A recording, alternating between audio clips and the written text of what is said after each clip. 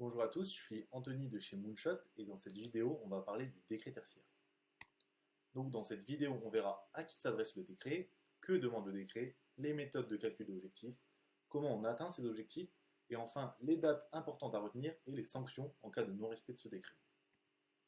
Donc pour vous donner un peu de contexte, on a la loi Elan qui dans l'article 175 va nous demander, ou en tout cas va demander aux propriétaires de bâtiments tertiaires, de réduire leur consommation énergétique. À la suite de cette loi et de cet article 175, on a un décret tertiaire qui est sorti qui va venir préciser certains éléments de la loi. À la suite de ce décret, on a plusieurs arrêtés qui viennent eux-mêmes donner un niveau de détail supplémentaire sur les éléments qui ont été cités dans le décret. Et on verra tout au long de cette vidéo ce que demande ce décret et ce que demandent aussi les arrêtés et les détails que sont venus apporter ces arrêtés. Donc, l'objectif global de ce décret tertiaire, c'est de réduire la consommation énergétique des bâtiments et donc, au final, de décarboner le parc immobilier tertiaire français. On sait que le secteur immobilier en France consomme environ 44% de l'énergie finale et émet environ 20% des gaz à effet de serre. Donc, rapidement, les bâtiments concernés sont les bâtiments de plus de 1000 m². On va demander aux propriétaires de ces bâtiments de discloser la consommation énergétique de ces bâtiments et on va devoir demander de déclarer la consommation pour différents types d'énergie. Ça va être en kilowattheure, ça va être en kilos, ça va être en mètres cubes. Et ensuite, on fera la conversion pour avoir un montant de consommation énergétique globale. À la suite de cette déclaration, on demandera aussi aux propriétaires de fixer des objectifs de réduction de cette consommation énergétique. Et ces deux éléments seront à déclarer sur un outil qui a été conçu par l'ADEME qui s'appelle Opera. Donc, pour vous donner un peu de contexte, encore une fois, l'objectif final, c'est de réduire de 60% la consommation énergétique de ces bâtiments de plus de 1000 m² d'ici 2050. Donc vous voyez que c'est un objectif qui est quand même très ambitieux, quand bien même il est moins ambitieux que l'accord de Paris qui vise à atteindre la neutralité carbone d'ici 2050. Et donc ce décret, il va avoir un impact, vous vous en doutez, très important, et notamment sur les acteurs financiers, parce qu'on sait aujourd'hui que les bâtiments à usage tertiaire de plus de 1000 m² sont en général détenus par des acteurs financiers, notamment des asset managers, que j'ai pu citer ici.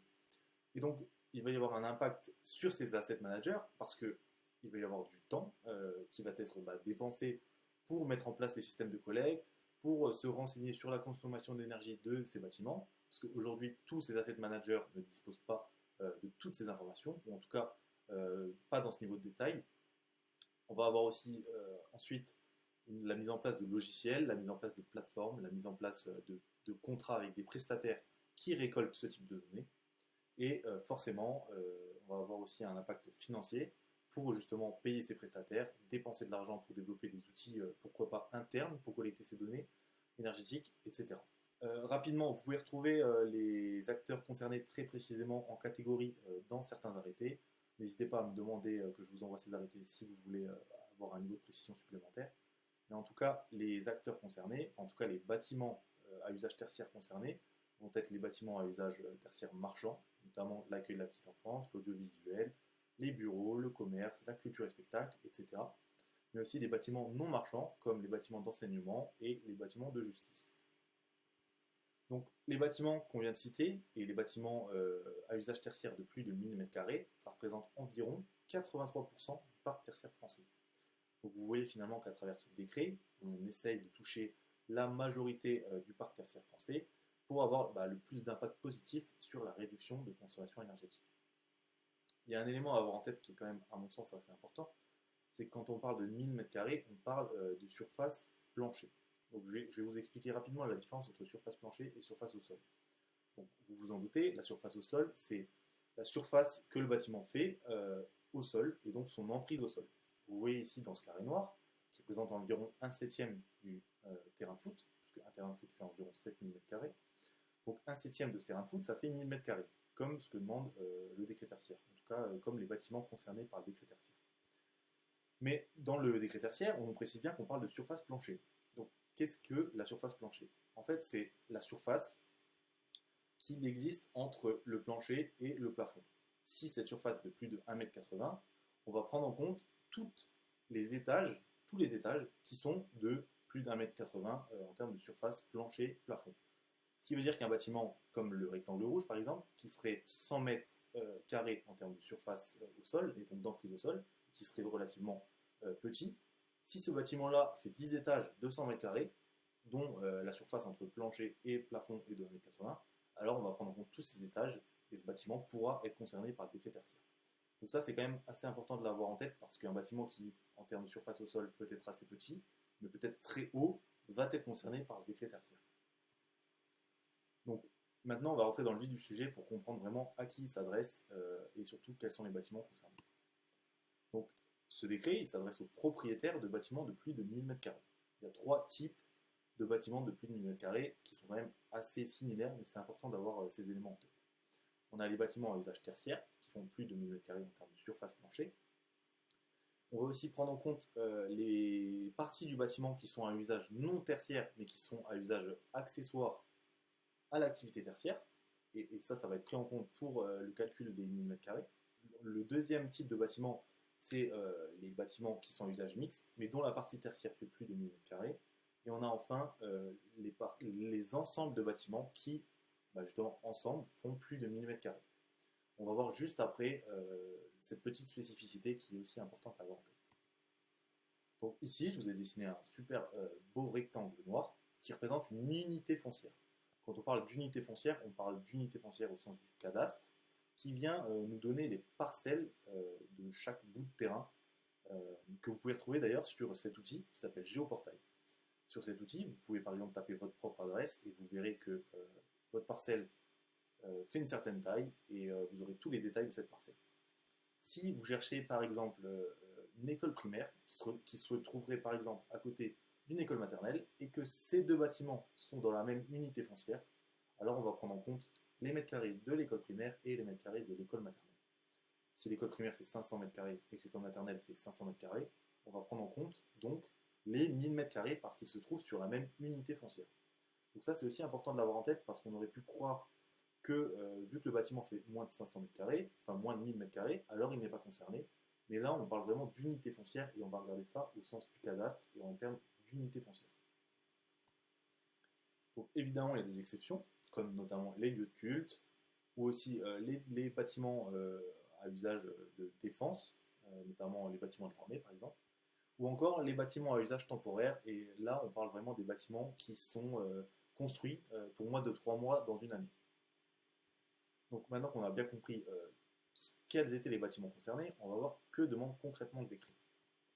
Donc je vous le disais juste au début, le décret va demander au propriétaire de déclarer des informations, notamment la surface du bâtiment, la consommation d'énergie, et là je vous le disais au début, on va demander à ce que toutes les énergies consommées soient déclarées, donc on va demander de disposer des consommations en kilowattheure, des consommations en mètres cubes, des consommations en kilos, etc.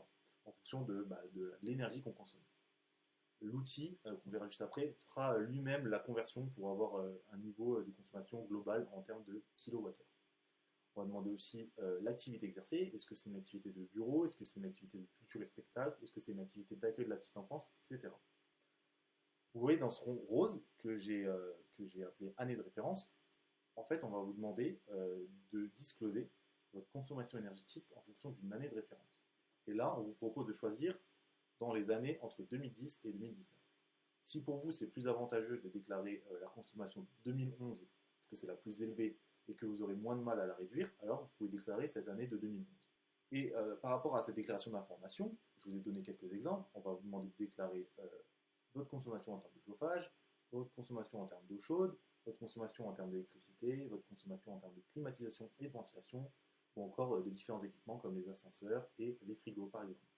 Encore une fois, on va vous demander juste de déclarer la consommation d'énergie, que ce soit en kilos, kilowattheures ou en mètres cubes, et l'outil se chargera lui-même de faire la conversion. Donc vous n'avez pas à vous soucier de cet élément de conversion en tout cas. Un deuxième élément très important à avoir en tête, et qui est le deuxième point, c'est la fixation d'objectifs de réduction de cette consommation énergétique. Le décret tertiaire propose le choix entre deux types d'objectifs de réduction de la consommation énergétique. Un objectif qu'on appelle valeur relative, qui va être soit de baisser de 40% d'ici 2030, 50% d'ici 2040 ou 60% d'ici 2050. Et là, on choisit vraiment juste cet objectif en faisant en sorte d'atteindre ces moins 40 d'ici 2030, et ça s'arrête là. Ou alors on choisit la valeur absolue, qui là, en fait, va nous donner un niveau de consommation par type de bâtiment qu'il faut atteindre. C'est-à-dire que si votre bâtiment c'est une crèche, par exemple, et que vous aujourd'hui consommez 100 kWh par mètre carré par an, l'ADEME, qui a fait des calculs basés sur des moyennes, etc., va vous dire que d'ici 2030, il va falloir atteindre 20 kWh par mètre carré par an. Et donc là, vous avez juste à suivre directement cette trajectoire et atteindre le niveau qu'on vous demande et que demande l'ADEME en fonction des calculs qui ont été effectués. Pour cette valeur absolue, c'est un peu plus compliqué parce qu'on a deux composantes qui permettent le calcul de la trajectoire qu'il faut atteindre. On a la composante CVC, chauffage, ventilation, climatisation, et la composante use. Donc là, on va vraiment parler de l'usage que vous faites de ce bâtiment. Et donc là, ça va vraiment être propre à vos caractéristiques, au nombre de personnes qui utilisent le bâtiment, etc. On verra juste après le détail pour que vous compreniez bien à quoi on fait allusion quand on parle d'usage. Ces deux variables que je viens de vous présenter, ils ont dit deux méthodologies entre guillemets de calcul différentes. On a la composante CVC, climatisation, ventilation, chauffage, qui elle va être calculée en fonction de la zone géographique. Donc là on parle de zone géographique en fonction des stations météorologiques et de classe d'altitude. On verra juste après ce qu'on entend par classe d'altitude et zone géographique. Et donc pour la deuxième variable, qui est la variable use, donc en fonction des usages, on va vous donner un étalon, donc en fait c'est une base, une moyenne, qui va être modulée ensuite par vos propres consommations. Donc là il va falloir faire vous-même vos calculs, entre guillemets, et ça va vraiment être individualisé en fonction du bâtiment et de ses caractéristiques propres. Alors que CVC, climatisation, ventilation, chauffage, c'est une sorte de moyenne qui ne va pas être adaptée, en tout cas pas personnalisée pour votre bâtiment en particulier. Et donc quand je vous parlais des zones géographiques, que j'ai mentionné ici pour le calcul du CVC, climatisation, ventilation, chauffage, on se base sur cette carte de la France. Et vous remarquez sûrement que la zone H3, par exemple, c'est dans le sud, parce qu'évidemment, dans le sud, on sait très bien qu'il fait beaucoup plus chaud. En tout cas, quand on habite dans le nord, on sait qu'il fait beaucoup plus chaud dans le sud. Et donc, il y a des différences de consommation d'énergie, forcément, en fonction de la zone géographique dans laquelle on se trouve. Et c'est là-dessus qu'on se base pour le calcul du CVC. Et donc, ici, je vous ai mis un exemple. Donc, pour rappel, la méthode CABS, c'est la méthode en valeur relative, où on va vous demander d'atteindre un certain niveau de consommation, en kWh par mètre carré par an, et donc qui est composé par la composante CVC et la composante use, usage. Donc ici, cet exemple, c'est un exemple, vous voyez, qu'on a encadré ici, qui s'appelle crèche. Donc on parle d'un bâtiment qui est une crèche, forcément. Et donc on a ce tableau qui nous montre les deux composantes qu'on trouve ici, composante CVC et composante use. Donc en ce qui concerne la composante CVC, comme je vous l'ai dit juste avant, c'est un peu plus simple parce qu'on se base sur la zone géographique et sur l'altitude. Je vous donne un exemple. Si on se trouve en Corse, H3, si on revient juste sur la carte de France ici, H3, la Corse, on est bien H3. Alors on peut déjà regarder dans cet endroit du tableau. Et si on se retrouve dans la Corse montagneuse, entre guillemets, on va se retrouver à une altitude de plus de 1600 mètres d'altitude, pardon. Et donc, on va se retrouver un composante CVC qui est de 92 kWh par mètre carré par an. Et donc, la composante CVC de ce type de bâtiment, de cette crèche qui se retrouverait dans une montagne corse, serait de 92 kWh par mètre carré par an. Donc ça, c'est la première variable, qui va être additionnée avec la variable use qu'on va voir juste maintenant. Donc, la variable use, pour rappel, c'est une variable qui est calculée sur une base et qui va être modulée en fonction des caractéristiques propres de votre bâtiment. Ici, la composante use est de 25 kWh par mètre carré par an.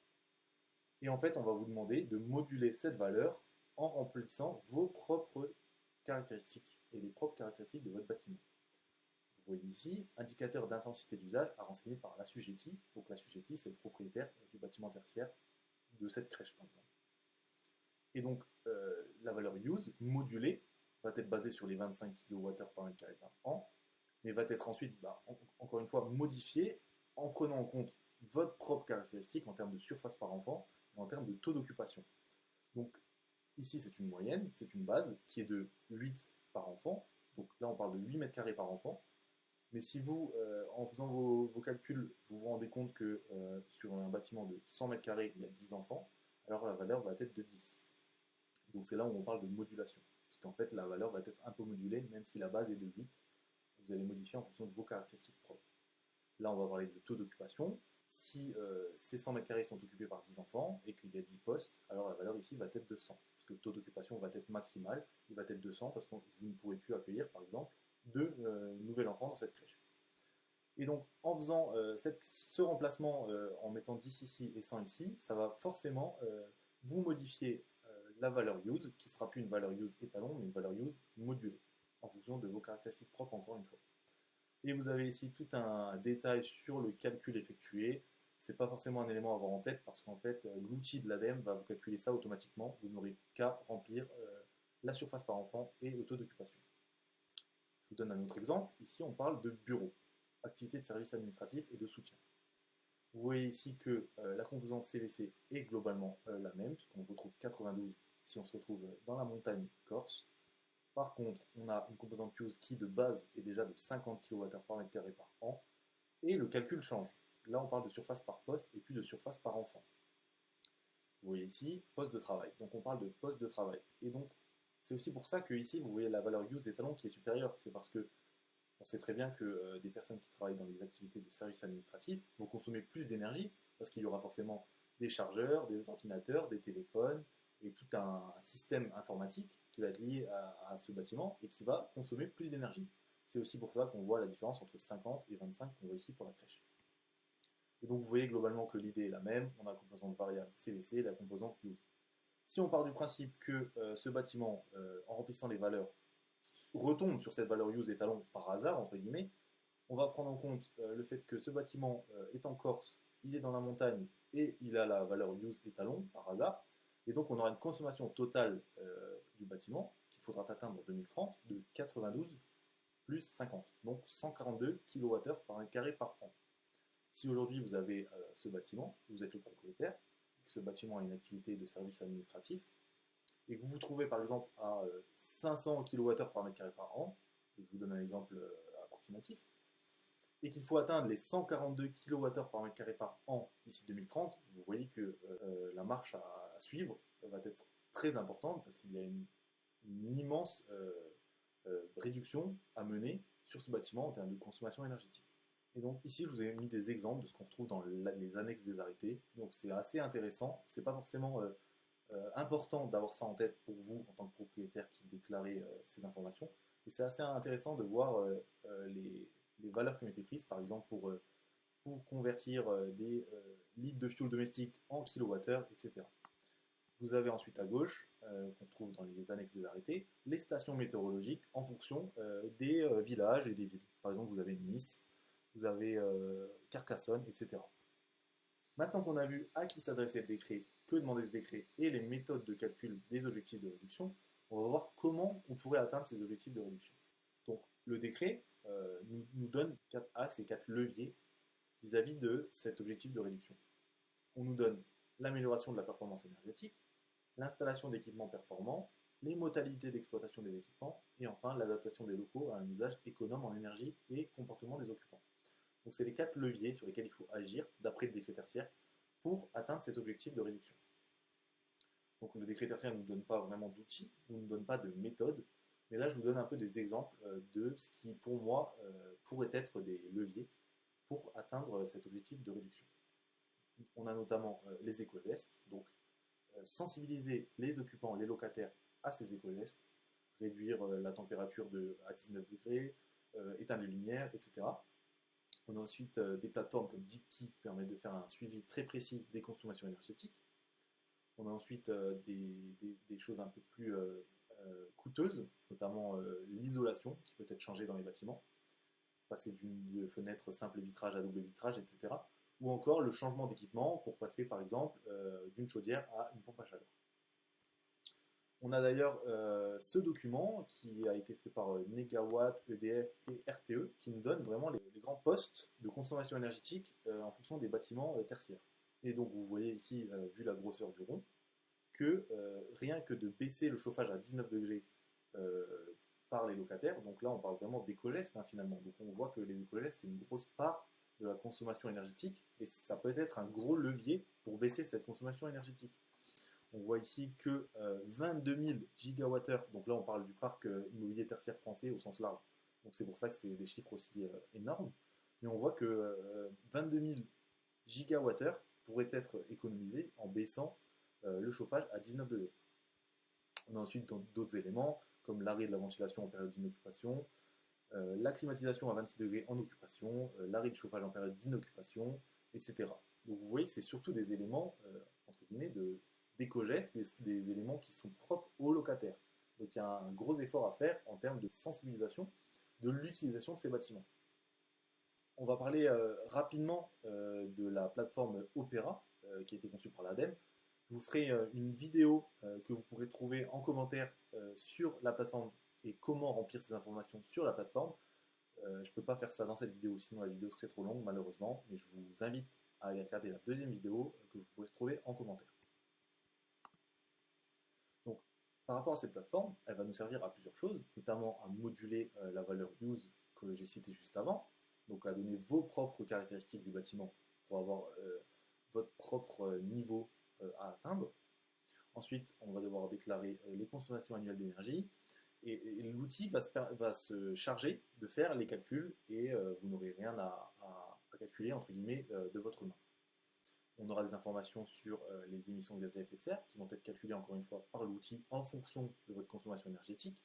Et on aura à la fin une attestation numérique annuelle qui vous permettra de faire un suivi très précis de votre consommation énergétique et permettre aussi de voir quelle est votre position vis-à-vis de cette consommation énergétique. Je vous ai mis ici un exemple. Donc, ce document, on le retrouve dans les annexes d'un des arrêtés. D'ailleurs, c'est le dernier arrêté qui est sorti en 2022. Et on voit les différentes informations qui sont assez intéressantes. Donc, ici, évidemment, c'est un exemple, hein, donc on ne parle pas d'un bâtiment précis.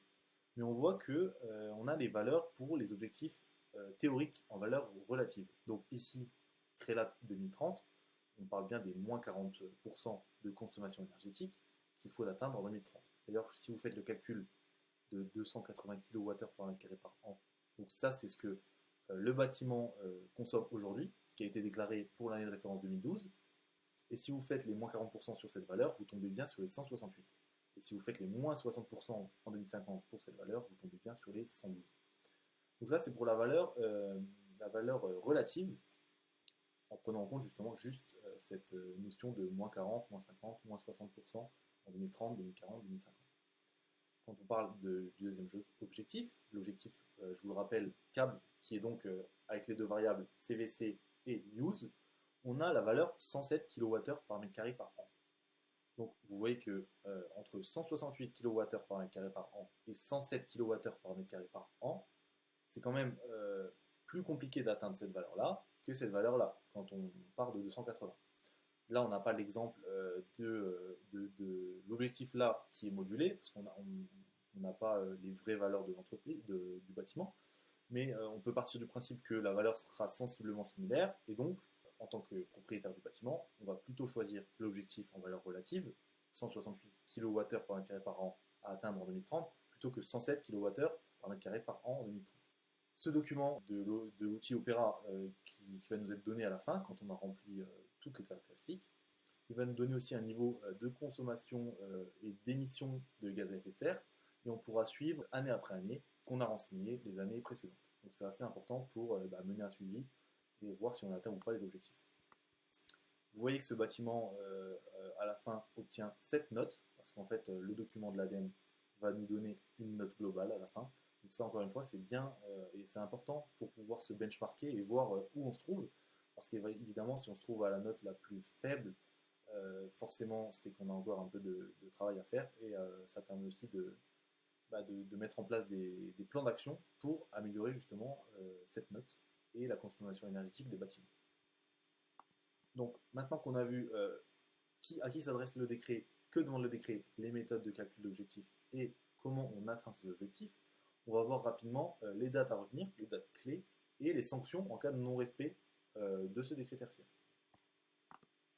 Donc les dates importantes, globalement, c'est fin d'année 2024, où on va faire le bilan sur ce qui s'est passé entre 2020 et 2023 en termes de fixation des objectifs et de réduction de la consommation énergétique. pour voir si on se trouve sur la bonne trajectoire et potentiellement moduler les objectifs en fonction.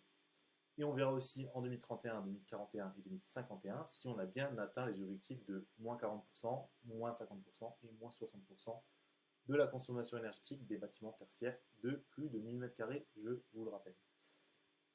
Et donc, évidemment, le non-respect entraîne des sanctions. Vous allez voir que les sanctions ne sont pas très importantes, à mon sens. Il y a deux raisons qui peuvent vous amener à avoir des sanctions. La première, c'est la non-déclaration de ces caractéristiques qu'on vous demande de déclarer, encore une fois, sur l'outil de l'ADEME Opera, ou la non-atteinte des objectifs. Donc, les sanctions vont être les suivantes. On va vous demander de déclarer, si vous ne le faites pas, vous serez mis en demeure et on va vous demander de le faire sous 3 mois. Si vous ne le faites pas une seconde fois, vous serez mis en demeure pour la seconde fois et on va vous demander un plan d'action sur 6 mois pour justement mettre en place tout ce qu'il faut pour pouvoir déclarer et réduire cette consommation énergétique.